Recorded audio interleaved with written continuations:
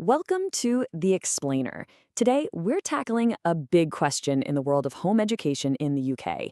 If you decide to take this path, who actually checks in to make sure it's all going okay? It's a fantastic question, and you know what? The answer is a lot more nuanced than you might think. So in this explainer, we're going to demystify that entire review process. We'll look at who does what, and just as importantly, why they do it. Okay, first up, the core responsibilities.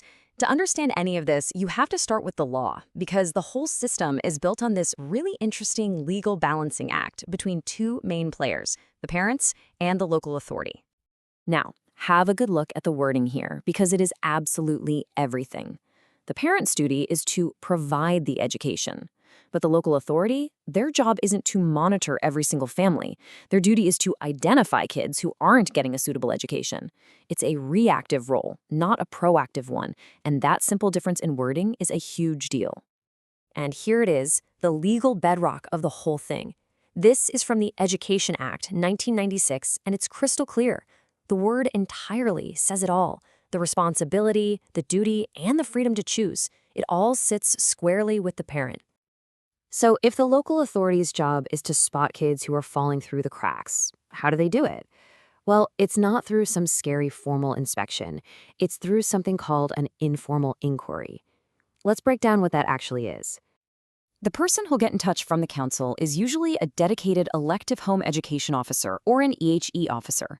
And it's really important to know we're not talking about an administrator just ticking boxes. These are typically experienced educators, very often qualified teachers, whose job is to form a professional, educated opinion on what you're providing. And look at this, there's no single rigid way they do this. They've got flexibility, which means you do too. Yeah, they might ask for a meeting at your house, but you can absolutely suggest a neutral spot like a library. Or you might decide you'd rather just put together a really solid written report with some work samples. The main thing is you have options. All right, so let's get to the heart of it. If the LA does make an inquiry, what are they actually looking for? What does a suitable education even look like to them? They're really not looking for a carbon copy of a school. Suitable just means it's right for your child, their age, their ability, their unique needs.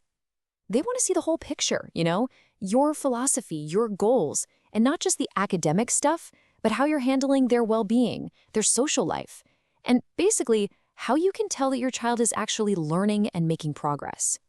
So this is such a crucial point to grasp. You, the parent, are in the driver's seat. You're the one reviewing your own work, gathering the evidence, whether it's a chat, a portfolio, or a report, and then packaging it all up to show the LA that, yep, a suitable education is happening right here. Okay, let's quickly touch on a couple of special cases. We'll look at how this all works for children with specific means, and we'll clarify the roles of some other official bodies you've probably heard about. Now, if your child has an Education, Health, and Care Plan, an EHCP, the process is a bit more formal. Because that's a legal document, the local authority has an ongoing legal duty to review it every year. They have to make sure those specific needs are being met at home. And this will usually involve a dedicated SEND case manager from the council.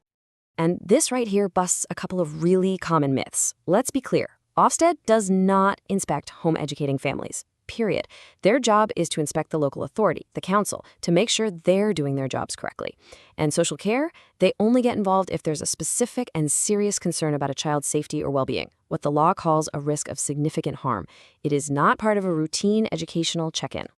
Okay, so what if the LA isn't satisfied? What happens if after that informal inquiry, they still have some pretty serious concerns that a suitable education isn't happening? Well, it's not like a switch gets flipped. It's a clear, structured process. First, the EHE officer will give you a report with actual constructive recommendations for how you can improve things. Then, they'll set up a follow-up, usually in about 6 weeks, to give you time to make those changes and to review your progress.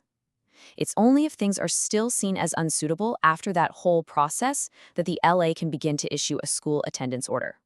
So let's just quickly recap the big points. Parents provide. The LA identifies a lack of provision. The process is an informal inquiry, not a formal inspection. The parent is the one who gathers and presents the evidence, and if there are any problems, there's a clear, stepped process to sort it out. It all comes back to that legal balancing act we started with.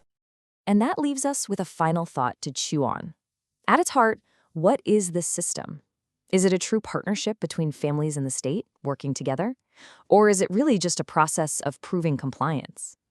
It's a framework that tries to walk that fine line, protecting a child's right to an education while also respecting a parent's right to choose. And how you view that relationship? Well, that's the central question, isn't it?